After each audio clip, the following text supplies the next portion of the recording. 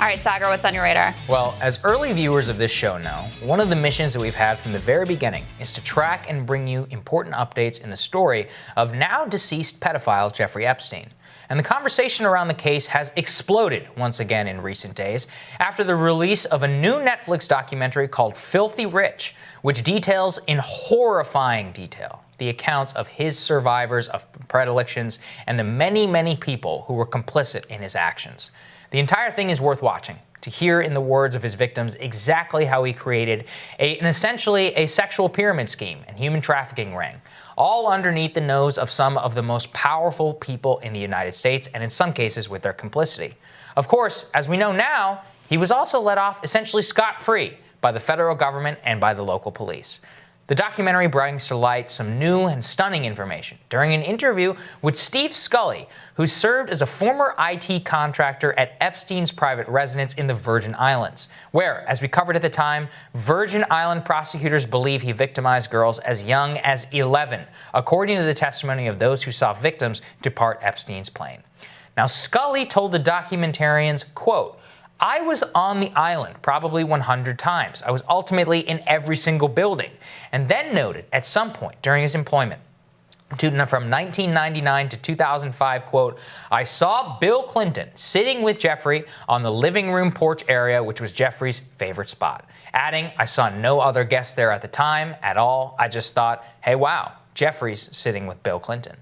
Scully's revelation is an absolute bombshell because he is now the second person to place Clinton on the sexual predator's island. The first was Virginia Giuffre. She's one of the most prominent Epstein accusers, or survivors really, and Giuffre is famous for implicating Prince Andrew, but previously testified in court documents, quote, "I remember having a dinner with Clinton. He was there. I never saw him do anything improper. I wish, he would just come clean about yeah, I was there. So what? Who cares? I didn't see anything going on." Clinton's spokesperson vehemently denied the allegation, saying, quote, "This was a lie the first time it was told, and it isn't true today, no matter how many times it's repeated." One thing that is not a lie is the verifiable fact that Bill Clinton was friends with Jeffrey Epstein and on at least a couple of occasions traveled aboard his private jet, which was nicknamed the Lolita Express. I find it just so interesting the mainstream media has no curiosity whatsoever to investigate these new claims. So beyond the Clinton revelation, the documentary doesn't break all that much new ground, so much as it gives a voice to the previously trodden down victims of Epstein's terror.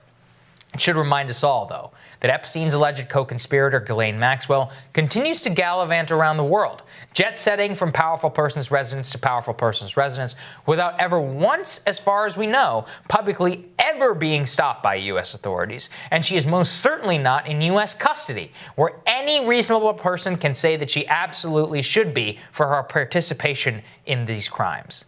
Worse, and Prince Andrew, who basically had to retire from public life after a disastrous BBC interview in which he tried to deny ever exploiting a young Virginia Giuffre, has refused cooperation with the FBI over questions of his own involvement in Epstein's crimes, despite saying in November, quote, "I am willing to help any appropriate law enforcement agency with their investigations." And I'm just now speaking of Epstein's direct co-conspirators. What about those who covered for him in the media? Remember Amy Robach, the Good Morning America anchor who was caught on tape admitting that her network quashed an investigation into Epstein to protect her chances of getting an interview with Will and Kate? I've had the story for 3 years. We would not put it on the air. Then the palace found out that we had her whole allegations about Prince Andrew and threatened us a million different ways. She had pictures. It was unbelievable what we had. Clinton, we had everything. Since that bombshell revelation, not a single executive at ABC News or Disney, their parent company, has answered for it. In fact, the only person who has been fired as a result of that scandal is a poor young production assistant who clipped that moment and saved it to an internal ABC system. She swears she didn't even leak it, but ABC made an example of getting her fired from CBS News, even though she didn't work for them anymore. That is the Epstein story in a nutshell. The highest level co-conspirators get off scot-free. Epstein himself was largely free up until his mysterious death. And the media who covered him for nearly 2 decades is uninterested in investigating these new claims. The people who've suffered so far are those who dared to draw attention to his crimes, or the victims themselves who are now fighting for restitution in a court of law. wanted to make sure we brought that story to everybody, Crystal. I mean, it's amazing, especially on the Bill Clinton front. I mean, this is now two separate not even accusations, observations that Bill Clinton was on the private island of Jeffrey Epstein, where we know for almost a near fact that he victimized young girls from all over the world. And, Clinton's spokesperson says it's absolutely not true. But Virginia Giuffre, we found to be highly credible. I mean, this is the person who accused Prince Andrew of sleeping with her and basically being provided to her by Ghislaine Maxwell whenever she was a young age of 17. Prince Andrew says, I've never met her before, despite the fact that there's literally a photo of his arm wrapped around her while she's a young girl, which we've put up here on the show previously. Huge development, and nobody seems all that interested. Even when writing this, the people I have to go to see who reported on it, The Sun tabloid, right? Like New York Mag, Intelligence, like there's no mainstream media coverage. There's a blackout on the Bill Clinton claim. And even the way the claim is unearthed, it didn't come through mainstream media outlets. Basically, when he died, it was like, okay, well, enough on that. We can all move on. Nothing to see here. They had all of their reporters lined up, ready to go. His trial, all of that was going to garner massive coverage because you couldn't avoid it. You couldn't ignore it. Right. But the moment that he dies, then they all have the excuse to, okay, let's move on. Let's talk about the next thing. And look, there's a lot going on, right? Let's be clear. There's a pandemic. There's mass unemployment. There's riots in American cities. There's a lot going on. But I think it is incredibly telling that it takes someone outside of mainstream media to go and actually try to do the digging to turn up who knew what when. I mean, that's really the thing. How deep does this thing go? Who all was involved? How complicit were people? What did people know? Because, and look, the man got a sweetheart deal in Florida, got to basically hang out at his office. 6 days a week. Yeah, 6 from days the Palm a week. Beach County Jail. Right, and even after that is still getting invites and having dinners with some of the highest elite level, richest people in America. So, I think it's kind of an important story for people to understand that network and who was aware of what was going on. And this is a little, added piece to that puzzle. There's no curiosity it implicates too many people. It implicates reporters, mainstream media, the richest people in America. I mean, remember, there's photos of Bill Gates hanging out with Jeffrey Epstein. And Bill Gates was like, I didn't really know who he was. He was telling me all this stuff about he was going to give money to the foundation. Okay, but he snookered his way into the highest levels of wealth, hanging out with the former president. I mean, hanging out with everybody, every God knows where, donating money to the MIT lab, rehabilitating his image. The man had money. Also, where the hell did all this money come from? I still actually do not have a clear answer to that question. No, nobody does. Nobody has a clear answer to that question. Why wasn't he jailed in the first time? Were intelligence agencies involved? I mean, we covered here Michael Baden, that famous, I forget what's coroner, he conducts autopsies, who says he's never seen a suicide hanging like this, like that's ever happened before in all of his years of covering these several instances.